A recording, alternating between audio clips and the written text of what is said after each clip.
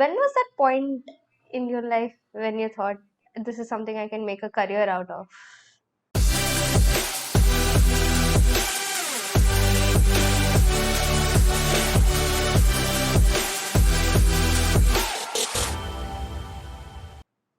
Um, so I think this was in 2015 or 16, where I I went with this my friends, like two, three friends of mine.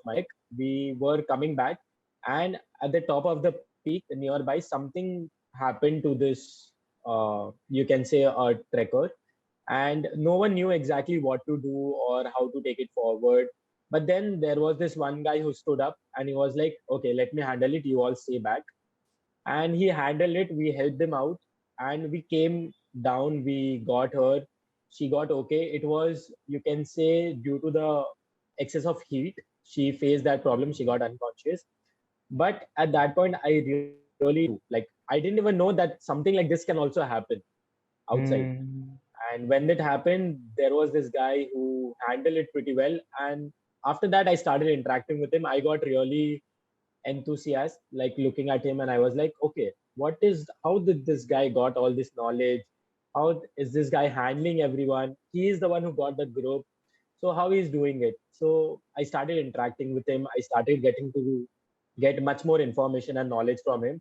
And then he said Hmm. that he was he said that he was working as a guide, trek guide, which we call in Shayadris. And I was very much fascinated by the word guide because my dad was like a guide to me. The way he used to tell stories and handle me, he was like a Hmm. guide to me. And this guy handled it pretty well. So at that point, I understood that something like this can also happen. But it was very new for the, you can say, people around me because everyone around me is into business. Everyone around me is into jobs. Everyone around me is into 9 to 5, where I used to not see myself as a 9 to 5 place is very difficult task for me. And right now, it is a big task for me to sit at one place and do something like this. So I think that was, I think the, you can say, pinching point where I got to know much more about it. And I thought that why not make a career or why not do something in this which I actually love. So that was, I think, the starting point of my life. Wow. Wow. So making a career out of it is, I mean, such a big jump from doing as a hobby, from pursuing it as a hobby and pursuing it as a career. So there must have been some learning institutions you must have visited. So are there some trekking schools that actually teach this? So about this trekking school, you don't have a particular trekking school kind of a place, but that is always my dream to make one. Wow. Kind of, you can say, very much um, persuasive when you are into nature because my school was exactly between the jungle and it's a very big school. It's very famous in Mumbai. So I got in touch with nature much more in my school as well because most of my childhood I've been spent in my school. It was like starting 7 to 5 o'clock, my school was going on. But it was not just studies, it was sports, it was camping activities, it was horse riding, sport, you name it, you have in that school. And Hmm. I'm very proud that my parents decided to send me in that school so that I got a very big exposure about different activities and sports as well. And if I have to talk about people who actually want to know more about trekking, there are not trekking institutes, but there are mountaineering courses that you can actually do in India. So Okay. there are total 6 institutes which are affiliated by the governments. The top three are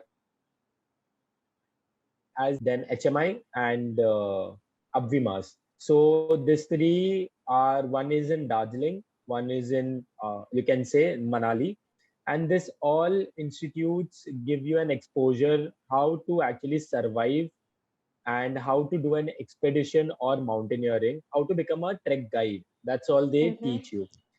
Okay. And when I thought about this, I went for my basic mountaineering course. So there are 3 courses in this.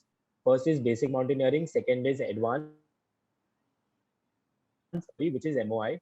If you do all these three things, you can become an instructor. And I did my basic mountaineering course, but the thing was, in basic mountaineering course, you understand your physical strength, you understand your mental strength, but I found it a bit different because trekking world, what I have seen, and mountaineering world are two different concepts altogether. Trekking world is something which is more like a self journey, you can say, and mountaineering lots and lots of difficulties, and how you achieve it and how you make that decisions is up to you. So that's how I distinguish between trekking and mountaineering. And I learned about mountaineering. I was happy that I learned about it because I became physically very much active after that. I was like, "Okay, if I have to survive into this outdoor field, I Hmm. have to be fit, not just physically, but mentally also." And I think that was first courses which I normal science or commerce or arts kind of a courses. I did something different, which people around me didn't know. Until now, I don't think so. Most of the people know what exactly I have done. What was that course that I went for Manali for 26 days, and I was away from the family and everything, but still I did. I completed it. I got certified, but still there was some part of it missing.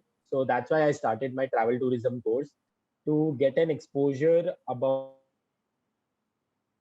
you can say is a part of it. And Okay. I have been into trekking world, but getting an exposure about the whole industry is a very big task.